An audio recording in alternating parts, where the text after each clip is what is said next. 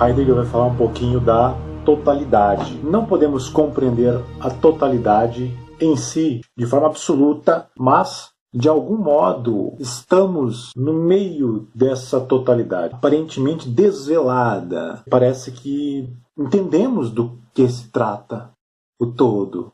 Fazemos parte dele, estamos no meio dele, existindo junto com as outras coisas. Vem um grande problema aí. Existe uma diferença entre conhecer o todo e estar dentro dele. Como que a gente pode falar em conhecer o todo ou conhecer a coisa em si mesma? Como conhecer outras coisas se nós somos uma coisa? Teríamos que estar fora desse joguinho de existência para conhecer a coisa de verdade. Compreender a totalidade em si é diferente de estar dentro dessa totalidade.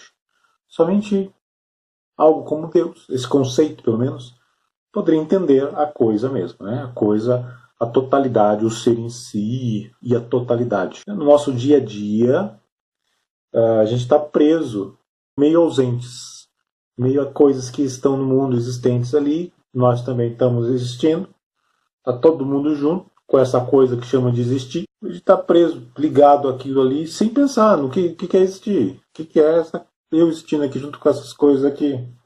Entretanto, apesar de a gente estar vivendo aqui nessa meio ausentes, nós sendo um ente também, salta aos olhos assim uma unidade de totalidade. Parece que há um todo à nossa volta. Conseguimos considerar todos os entes num pacotão, né, e dizer que aquilo ali é um todo.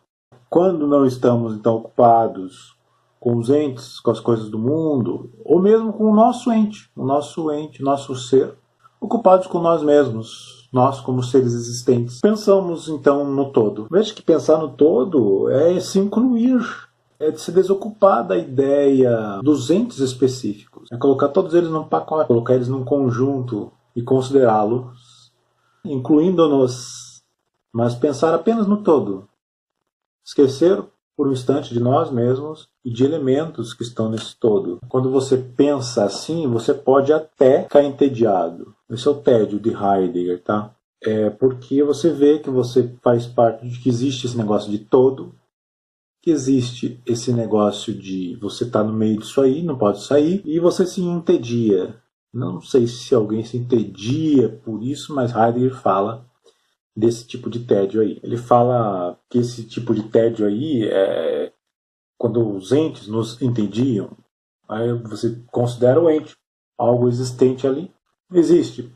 Foda-se, existe. Ah, e daí? Existe esse negócio de existir coisas. Mas esse tédio que ele fala é um tédio com ar de sabedoria sobre o ser. Este tédio ainda está muito longe de nossa experiência, né? Quando nos entendia exclusivamente este livro ou aquele espetáculo. Quer dizer, quando você tem um tédio pela existência de uma coisa específica. Ele diz que esse tédio nivela nós com as coisas. Quando percebemos que somos coisas. Eu não sei se é um tédio isso. É uma coisa meio terrível, né? Somos coisas como as outras. É meio terrível isso. Não é tedioso, é estranho. Essa percepção existencial de entes, nós como existentes, tudo fica nivelado ali através desse tédio. Esse tédio é um lado contrário da angústia heideggeriana. Através de disposições de humor, como essa, o tédio, diante dos entes, e essa disposição de humor, ela está ocultando o nada. No fundo, é uma tentativa de ocultar o nada. Você foge do nada, o nada é angustiante. A angústia é a cara do nada. O nada se revela na angústia. Pelo menos para o homem é angustiante pensar que há o nada.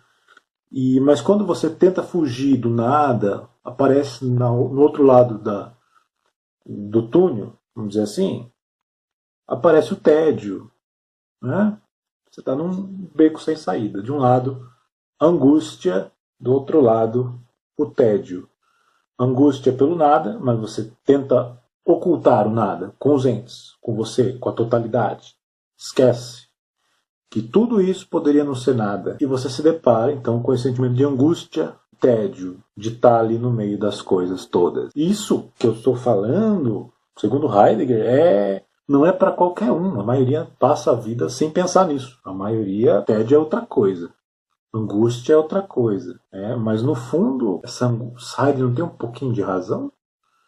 Angústia não é, no fundo, o medo do nada? Esse aspecto, o não nada revelado no homem, no ente homem, o nada não pode ser revelado, mas o que pode ser revelado dele se revela dessa forma, com angústia no homem. O temor é um temor diante de um ente, diante de algo específico. Algo específico. Se esse algo específico for assim, algo futuro, vamos dizer, ansiedade da psicologia. Né? Mas quando eu falo angústia, não é de uma coisa específica e determinada. Quando essa coisa que eu sinto, essa disposição de humor, não é sobre algo determinado. E perpassa até uma estranha tranquilidade. A angústia é sempre uma angústia diante de e para de. É angústia diante de. Não é diante disso ou diante daquilo. É diante de. Diante do todo. Diante da coisa de existir. É a filosofia existencialista de Heidegger. Ele fala todo o tempo, ele está falando todo o tempo de existência, de ser, de perceber o ser, perceber o fato da existência. Essa angústia diante do todo, diante do ser, diante do nada.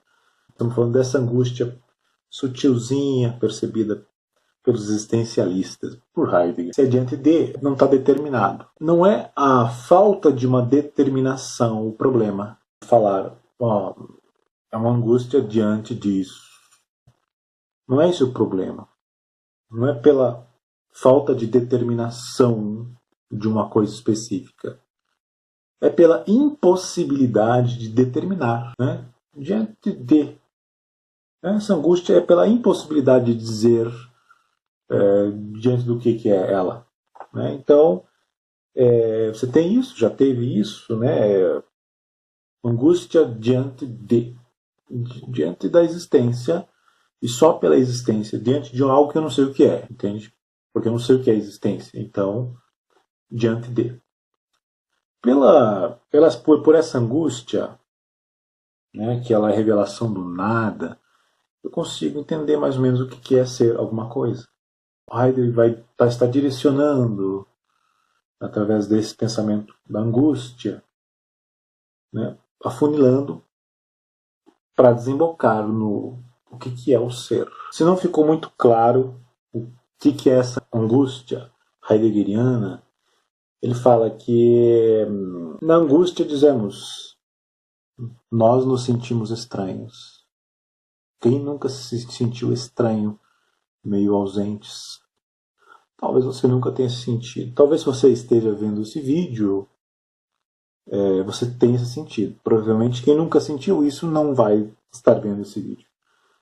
Mas quem nunca se sentiu estranho?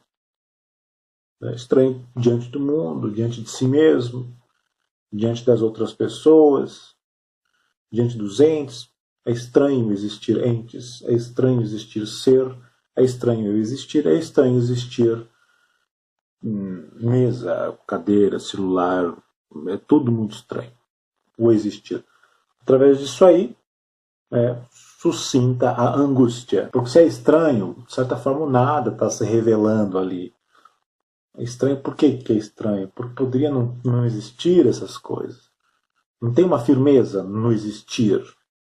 Existir são só possibilidades, mas uma possibilidade se realizou, eu sou uma possibilidade realizada, mas não tem um fundamento nisso aí. Uma coisa firme. Algo que a gente sempre busca. Não tem. Na base que é a existência. Pelo menos não se revela de forma clara esse fundamento, essa coisa que gera angústia, então, que é a angústia da existência. Então, quando você considera esse todo, esses entes, você ali, e você consegue ter essa angústia, né? Você acaba tendo essa angústia existencial, no fundo é isso, angústia existencial.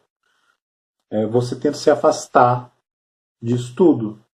Quando você está pensando no todo, você se afastou, de certa forma, dos entes. Você está pensando no ser. quando você está pensando no todo. Você meio que flutua em cima disso tudo para poder analisar isso de cima, isso tentar. E quando você faz isso, você percebe que você rigorosamente está ainda dentro disso tudo. Você não sai disso tudo. Nunca. Você pode pensar, você percebe aí que ali ainda é ente, ali ainda é existência. Isso que é a angústia. Você está preso existencialmente na existência. O que nos resta? Então, diante disso tudo, nos resta essa angústia manifestada.